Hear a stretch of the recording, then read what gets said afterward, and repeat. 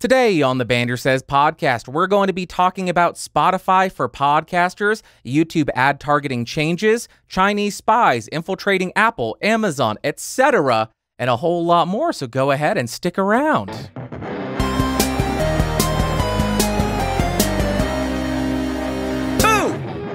Greetings, Earthlings. Welcome back to episode 139 of the BSP. My name is Bandrew. This is what I says. Like always, down below, there are timestamps of all the topics that I talk about. But if you got the time, I'd suggest listening to the entire episode. Now, if you are watching the video version of this podcast and you prefer audio, or conversely, if you're listening to the audio and prefer video, you can find all the different versions of this podcast at bandrewsays.com. Now let's go ahead and jump into the news, and the first story is out of Spotify, and it would be that Spotify has opened podcast submissions to everybody. Now, previous to this announcement, having your podcast listed on Spotify was kind of an exclusive club. If you were on Spotify, you were part of the cool team, and guess what? I was part of the cool team. First time in my life. First time for everything. They had a very limited catalog of podcasts on their app, and the approval or acceptance time, if you did submit, could take quite a while. You never knew why you were declined or what was taking so long, but it could take weeks and sometimes months in certain podcasters' experiences. Now, on 10/3/2018, they announced that Spotify for Podcasters was coming out as a beta. And what this is going to do is allow anybody who has an active show, and probably anybody who's not using copyrighted music, to submit their show to be shown on Spotify's app. Now, I'm just going to come out and say, first up, I think that this is great. The more places that podcasts are, the better chances that we as podcasters have of being heard, and the more chances we have to introduce new people to the free medium of podcasting, which is a really big selling point. You don't got to pay for it.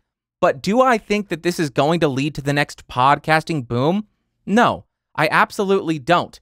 Because I think it's really important to think of what a user's expectation is when they are opening up an app. Spotify is a music app. iTunes is a music app. Google Play Music was a music app. I don't think it's an app anymore, but it was a music app. And when people were to open these apps, they were expecting to listen to a 3-minute piece of music rather than a 45-minute diatribe about why underwater audiobook reading is the best way to get the highest fidelity. They don't care about that. That's not what they're going to the app for. They're going for short, consumable content and musical content. Now, the reason why I think podcasts really took off on Apple is because there was a preloaded podcast app on their devices, so people knew exactly what they were going to be getting when they opened the podcast app. They knew, I'm going here for free, long-form content that is spoken word. I'm not opening the podcast app to get music content. On that note, I'm sure that's exactly why Google has come to their senses and they're launching a Google, or they have launched a Google Podcast app. Is it the best app? Not from what I've heard, but they are on the right track. Now, this is not me saying that you shouldn't submit your podcast to be on Spotify, because you absolutely should. But just like listeners have expectations when they're opening apps up, I want you to manage your expectations about what you're going to be getting if your podcast is accepted on Spotify. You shouldn't be expecting 100,000 new downloads when you get accepted to Spotify if you're currently getting 100. It's not going to bring you to a completely new audience and blow your podcast up. Just keep your expectations in check, and I will go ahead and link in the show notes the news announcement from Spotify introducing Spotify for Podcasters. Next up, we got YouTube news, and the only thing we are talking about today is YouTube allowing for more targeted ads and allowing for actions in advertisements. This announcement came from Advertising Week, and Google stated that they have data to show that when people search for a product on Google, they then go and search for reviews and other content related to that product on YouTube. Now, what this change means is that Google is going to be tying your search history on the Google search platform to your YouTube account, and that will allow advertisers to target you with their ads on YouTube based on your Google search history. But also, it's going to allow advertisers to add actions into their advertisements. So, for example, if you are looking for a review of a movie, they will have an action below that in the advertisement to buy a movie ticket. You could go ahead and search movie times at movie theaters near me and then buy the ticket directly from that. And in all fairness, I think this makes a lot of sense. Do I like the additional tracking and the additional data collection? No, but it makes a lot of sense for advertisers. Now, this change is definitely going to have an impact on the CPM that content creators are going to be getting, but I can't decide on what change that's going to be. Is it going to go up or is it going to go down? Now, on one hand, if advertisers are just trying to target people who are searching for USB audio interfaces that record at 24-bit 48 kilohertz, they're really narrowing in on a specific group of people. So they're not going to be placing ads on a big number of your videos, or your ad is not going to be displayed a lot. So the number of views their ad is getting is decreasing significantly. But the chances of that advertising being successful is going to increase quite significantly. So that may cause the cost per view to go up for that advertisement. But on the other hand, if the advertisement is placed using the auction method to set the bid rate, then the advertiser is going to have a lot less competition targeting that specific audience, and that would drive the CPM down. Maybe to offset this, we're going to be seeing the majority of ad revenue move from CPM, which is cost per 1,000 views, to CTR, which is click-through rate or action rate. I don't know, but I think there's definitely going to be a change in how much money you're earning as a content creator based on the ads you're showing on your content. But I do want to hear from you guys here. Do you think that this change in the advertising approach is going to really have a big effect on content creators, or do you think that everything is going to remain relatively consistent? Let me know in the comments down below on YouTube. Now let's go ahead and jump to Twitter news, and we got one story here, and it would be that Twitter is expanding its spam and fake account rules, and this change is apparently being put into place to assist in Twitter's elections integrity work. And the big change here is what they take into account for determining fake accounts, which could lead to your account being terminated if you violate this. And the three big topic areas here are use of stock or stolen avatar photos, use of stolen or copied profile bios, or use of intentionally misleading profile information, including profile location. Now, I will admit that last one concerns me a little bit. Although, I mean, I'm definitely from Oakland, California, so why would I be concerned about being deleted for using a fake location? I'm definitely located in Oakland, California, Twitter. Don't ban me, please. But on their rules page, directly beneath this, I found something very interesting. Very, very interesting. And it is in regards to spam. If you have followed and or unfollowed a large number of accounts in a short time period, particularly by automated means, aggressive following, or follower churn. If you post misleading, deceptive, or malicious links, e.g. affiliate links, links to malware, clickjacking pages, etc. And the reason that I'm bringing this up is that I see both of these rules abused nonstop from both podcasters and YouTubers. People will follow 5,000 people and then unfollow anyone who did not follow them back, rinse, repeat. It is so apparent when somebody is using this method to artificially inflate their follower numbers. I'll tell you exactly how to spot it. Do they have 5,000 followers? Well, do they follow 5,000 people? It makes you look so unprofessional when you are following the number of people that follow you. People know what you're doing. You're not tricking anybody. And I've also seen a bunch of people posting affiliate links in their tweets without disclosing that they are affiliate links. And not only is that going against Twitter's rules and guidelines, but it also sounds like you may be violating FTC guidelines, which you don't want to do. You don't want to piss off the government because it's going to cause you fines. It could get you in a lot of trouble, but it's also going to potentially lead to a lot more regulation of the general tech community on YouTube and on Twitter. You don't want to be responsible for that because that will make you a very hated person. Now, as much as I do want to hate these changes to the Twitter rules, and as much as I'm sure that this can and will be abused, or at least people will speculate that it's being abused to censor certain groups of people, I do think this is a good move by Twitter.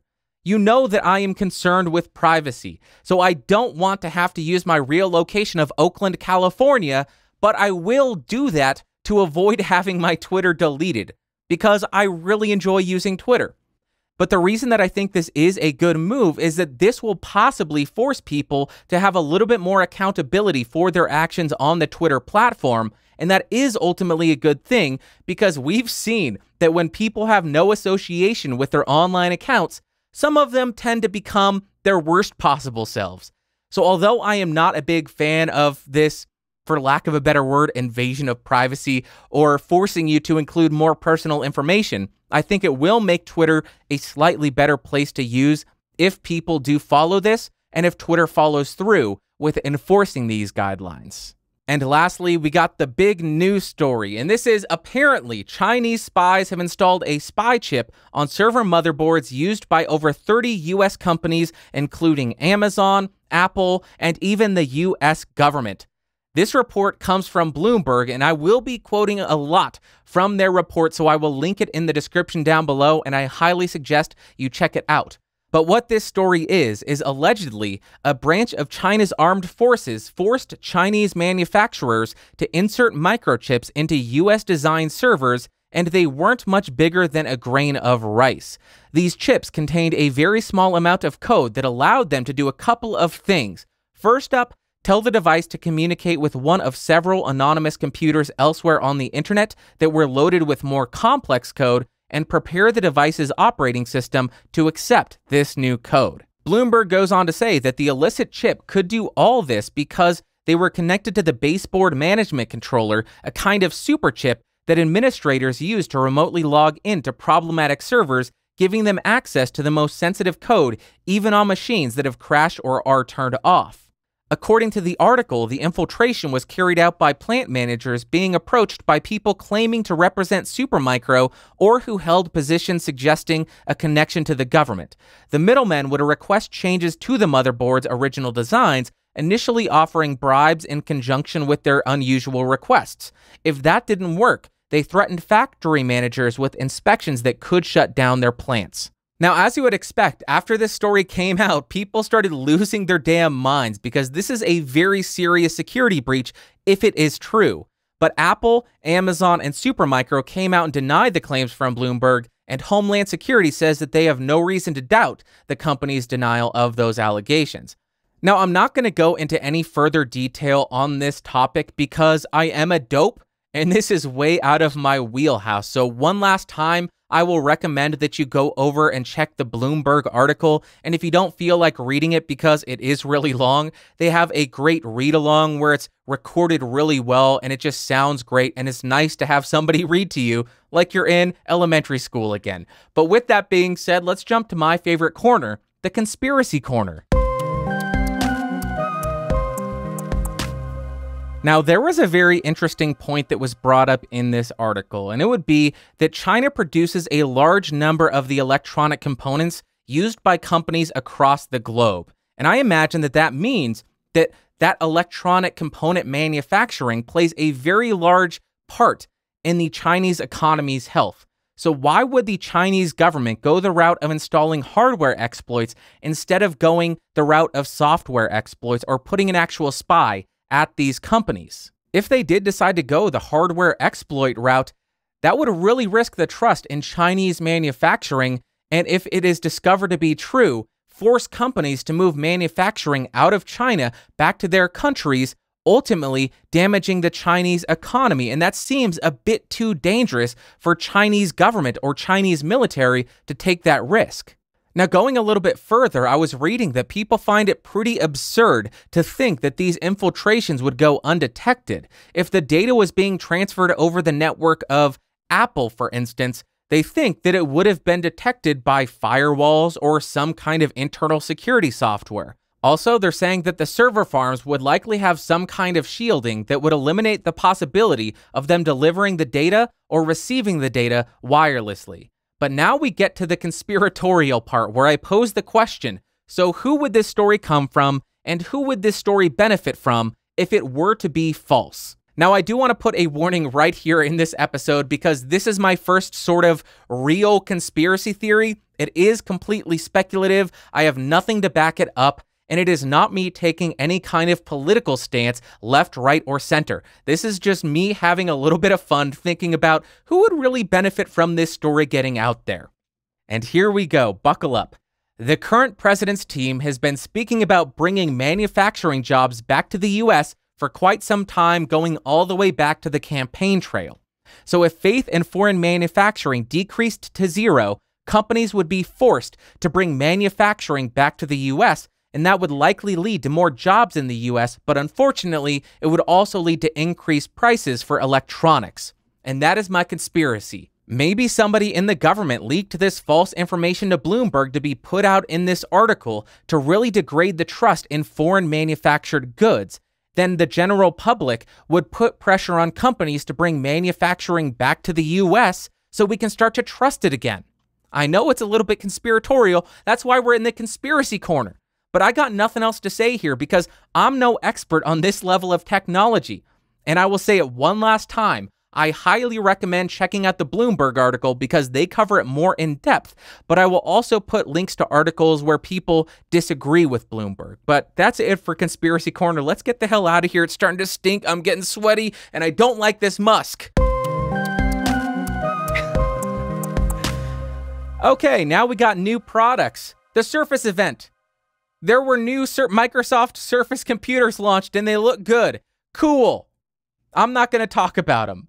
But then we get to the What You Had to Say segment, and the first comment comes from Age of Boredom. He says, another great episode, dude. When's the next creator chat coming out? I really enjoy your long-form content, so I can't wait. Any hints on who it'll be?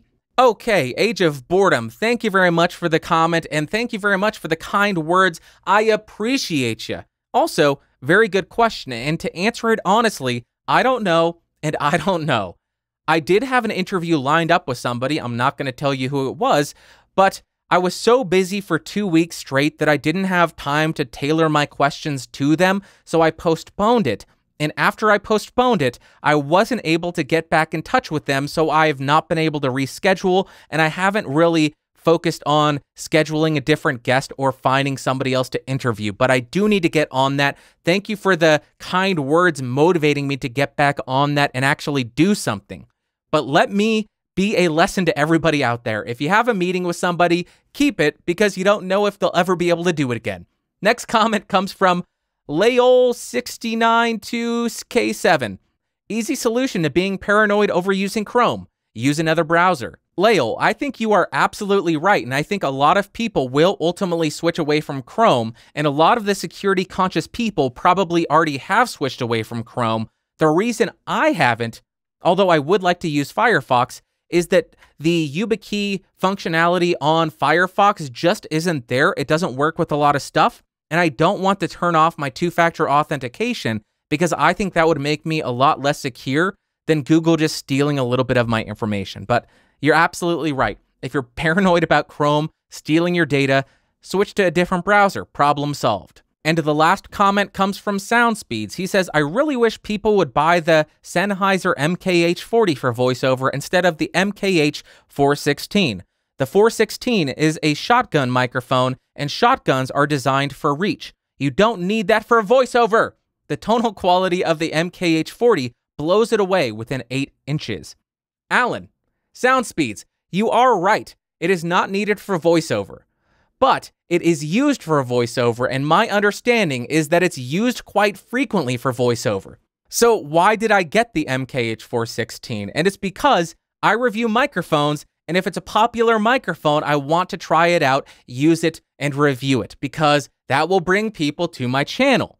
Now, on that note, it starts the conversation and gets people who may not have been interested in this type of microphone interested in it. It gets them interested in it. So once they are looking at this type of microphone for voiceover, that's when you drop the lesser known microphones like the MKH40 and say, hey, you know, when I reviewed the MKH416 and I thought it sounded great for voiceover, well, here's the MKH40 and it's even better. You should go with this one instead. That's my thought process here. Is it right? I don't know. But that's the way I am approaching it. And I do appreciate you saying, hey, stop it, you dope. That's not good for what you're using it for. I appreciate that. And my bank account would appreciate it if I would listen to you. Now let's jump to my favorite part of the podcast, the Ask Bandrew segment. Reminder, guys, if you got any questions, go ahead and send them to askbandrew@gmail.com, and I may answer them on an upcoming episode of the Bandrew Says podcast. First email comes from Stephen Jondrew. Dear King Bandrew IV, those viewers who may have watched a live stream of the Gonna Geek Show or Better Podcasting are probably familiar with the fact that I often fill technical issues with awkward singing. I know that you also like to add a musical element to your shows and videos. Might we create a band together called Band::Drew with Jondrew and Bandrew? Sincerely, Stephen Jondrew, loyal fan of the Bandrew Says podcast and Podcastage, president of the official unofficial Bandrew fan club. Stephen Jondrew, you're nutty, but I love it. And if you didn't catch that, anybody who's listening, he's the co-host of Better Podcasting, which is an amazing, invaluable, mind-bogglingly great. Words are hard today. Steven, you threw me off my game. All this talk about joining a band got me all hot and bothered, and I can't think straight anymore. He hosts Better Podcasting and the Gonna Geek Show, and you should check them out. That's what I'm trying to say. And Steven, I humbly accept. Oh my God, words are so hard today. I humbly accept your offer to start Bandrew with Jondrew and Bandrew, and I hope we can create an eclectic mix of electronic music, death metal, pop punk, and jazz. I look forward to our creative endeavor together. My God, why was that so hard to get through? Steven, what are you doing to me, man? Next email. Hi, guys. I'm not a guys. I'm just a guy. Hi, guy. How you should have started it. Just watched your video on YouTube for the Apogee mic 96K. I do a weekly radio program where the DJ calls me on my phone. I am currently using a Sony MDR XB450 headphone mic combo, but it's obviously not sufficient for this purpose. I am looking for a quality plug-in microphone for the iPhone with a stand. Do you have any other suggestions aside from the Apogee mic 96K as you mentioned in the video to go elsewhere? Thanks in advance. Best regards, Billy J. Billy J, thank you very much. You're probably not listening to this because you sent this to my business email. This is not business, so you shouldn't be sending it there. So I decided I'm going to go ahead and exploit you, forward that email to the AskBandrew Gmail, and answer it on the air in case anybody else has a similar question.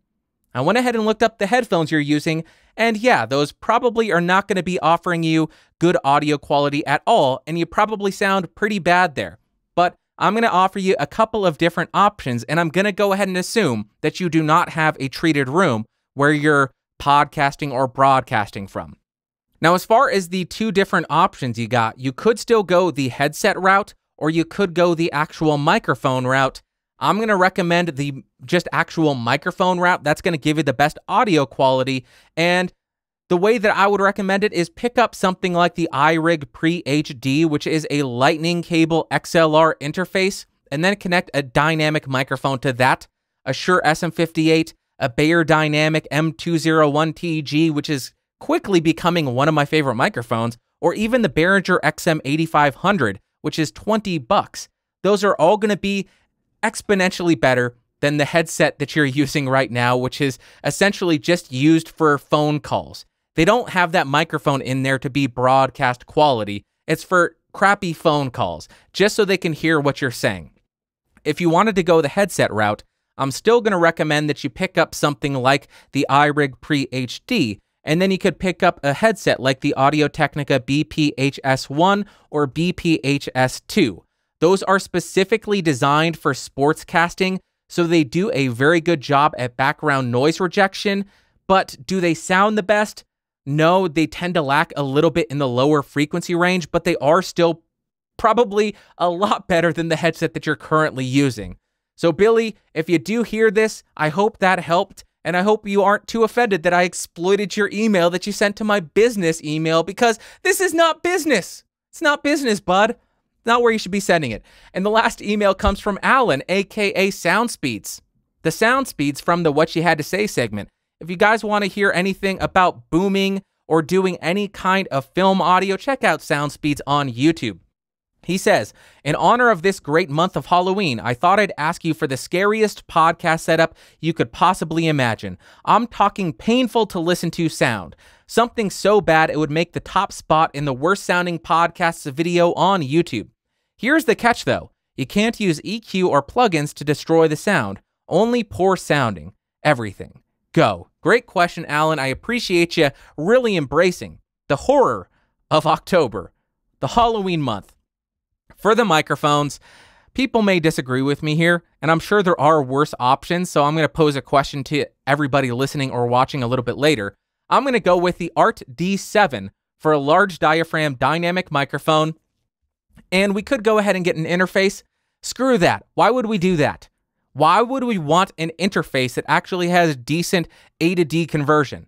No, we're not doing that. We're going to run it XLR to 3.5 millimeter into the microphone input in your computer's motherboard and make sure nothing is shielded. We don't want shielding. That's what we're going to do. And we're going to record it extra low in Windows, and we're going to boost it 100% so our audio is tied right in with that background noise, right in with that RF interference, right in with all that interference. It's going to be beautifully disgusting. It's going to be, oh God, it hurts me just thinking about it. A more realistic setup that would make me cry a little bit. We could be doing a D&D podcast. So we'll go ahead and head to the back of a gaming store where they have the tables, the D&D rooms. We'll go ahead and take our iPhone, just set that in the middle of the table, 4 feet away from anybody's mouths, and just go ahead and play our D&D. We won't do any editing. We won't do any processing, because why would we do that? People would love to just hang out with us because everything that we say is so interesting. Or an even more realistic one, we'll get the Blue Yeti, put it in omnidirectional, put it in the middle of our D&D table, 4 or 5 feet away from our mouths, and just play our D&D session. No editing again, raw. We're just going to upload it right to Libsyn or Blueberry or Podbean or any of these without any processing. That's more realistic, and that would hurt me so much. That's it. I'm going to end it there, but I do want to pose that question to you guys. Everybody, send in your worst audio setup that you can think of, and let's see what your nightmarish, ghoulish audio will sound like. Bonus if you actually have a terrible audio setup and you can record something sounding as bad as possible. As Alan said, no EQ, no processing. It just has to be raw, terrible sounding audio. Send that in, and if it's good enough, we'll play it on a future episode. All right, that's going to be the end of this episode. If you enjoyed it, thumbs up on YouTube. Hated it, thumbs down. I would appreciate if you guys could subscribe. And again, if you do want to find the opposite version of this podcast, you can find all the different versions at bandrewsays.com. Find all the projects I'm working on, bandrewscott.com. I'll see you next week. Thanks for watching. Thanks for listening. Boo! It's a ghost! What was that? I hate myself.